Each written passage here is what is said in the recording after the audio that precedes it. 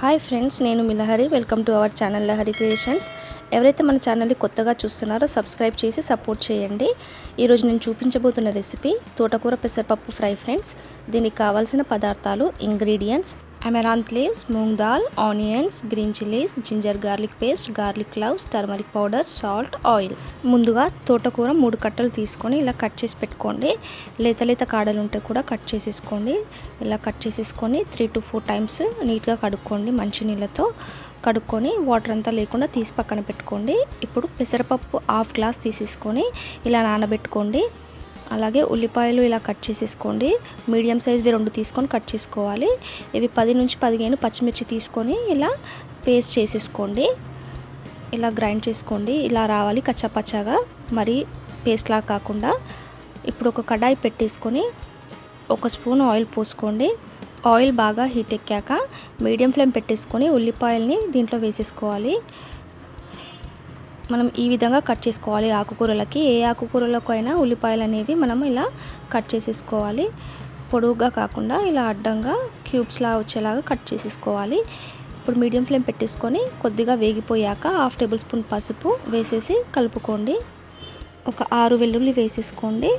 అలాగే 1 table spoon అల్లం వెల్లుల్లి పేస్ట్ వేసేసుకొని దీన్ని బాగా ఫ్రై చేసుకోండి ఆయిల్లో. అల్లం వెల్లుల్లి పేస్ట్ కూడా పచ్చివాసన పోయే వరకు ఇలా వేయించుకోండి ఆయిల్లో మంచిగా.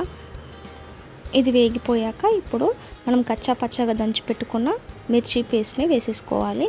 పచ్చిమిర్చి పేస్ట్ వేసేసుకొని బాగా కలుపుకోండి. ఇంకా మనం కారం పొడి ఏం అవసరం లేదు. కొంచెం కారంగా ఉన్న పచ్చిమిర్చిని తీసుకొని ఇలా వేసేసుకొని ఫ్రై చేసుకోవాలి. ఇది వేగిపోయింది కదా, ఇప్పుడు దీంట్లోకి పెసరపప్పు నానబెట్టుకున్నాం కదా, వాటర్ అన్ని తీసేసి ఇలా పెసరపప్పునంతా వేసేసుకోండి. వేసుకొని బాగా కలుపుకోండి. నానబెట్టుకున్నాం కాబట్టి మనకి తొందరగా ఉడికిపోతుంది పెసరపప్పు. మీరు ప్రాసెస్ స్టార్ట్ చేసే ముందే నానబెట్టేసుకొని అన్నీ కట్ చేసేసుకుంటే ఆ టైంలోపు మనకి పెసరపప్పు అనేది నానిపోతుంది. ఒక 2 మినిట్స్ ఫ్రై చేసేసి ఇవి ఫ్రై అయిన తర్వాత ఇప్పుడు వీటిలోకి మనం కడిగి పెట్టుకున్న తోటకూర మొత్తం వేసేసుకోవాలి. మనకి క్వాంటిటీ చూడడానికి చాలా అనిపిస్తుంది తోటకూర. మనకి కర్రీ అనేది రెడీ అయిపోయాక చాలా కొద్దిగా అయిపోతుంది అన్నమాట. దీంట్లోకి వాటర్ అనేది ఏది మనం యాడ్ చేసుకోవద్దు. మనం తోటకూర కడిగినప్పుడు తోటకూరలోకి వాటర్ అనేవి ఉంటాయని మనకి ఉడుకుతున్నప్పుడు ఆ తోటకూరల నుంచి బయటకు వచ్చి ఆ వాటర్కే మనకి తోటకూర అంతా ఉడికిపోతుంది అన్నమాట. చూడండి, కలుపుకున్నాక ఎంత బాగా అనిపిస్తుందో తోటకూర. ఇలా కలుపుకొని ఉడికించుకోండి. మీడియం ఫ్లేమ్ పెట్టేసుకొని ఉడికించుకోండి. లో ఫ్లేమ్ కాకుండా, హై ఫ్లేమ్ కాకుండా మీడియం ఫ్లేమ్ పెట్టుకోవాలి. ఈ విధంగా ఉడికించుకోండి. మనకి కర్రీ అనేది దగ్గర పడే వరకు ఉడికించుకోవాలి. చూడండి, వాటర్ ఏవి యాడ్ చేయలేదు. ఆ కూరలో నుంచే మనకి వాటర్ అనేది వస్తుంది. తోటకూరలో నుంచి మనం కడుక్కున్నప్పుడు వాటిలో ఉండిపోతాయి అన్నమాట వాటర్ అనేవి. ఆ వాటర్తోనే కర్రీ ఉడికిపోతుంది. ఈ విధంగా ఉడికించుకోవాలి. మొత్తం వాటర్ అయిపోయే వరకు ఉడికించుకోవాలి. అలా ఫ్రై చేసేసుకుంటే మనకు కర్రీ అనేది రెడీ అయిపోయినట్టే. ఒకవేళ మీకు ఈ వాటర్ అన్నీ అయిపోయి కర్రీ ఇంకా ఉడకలేదు అన్నట్టు అనిపిస్తే మనం ఒక మూతను పెట్టేసుకొని ఉడికించుకోవాలన్నమాట. ఆ ఆవిరికి ఉడికిపోతుంది అనమాట.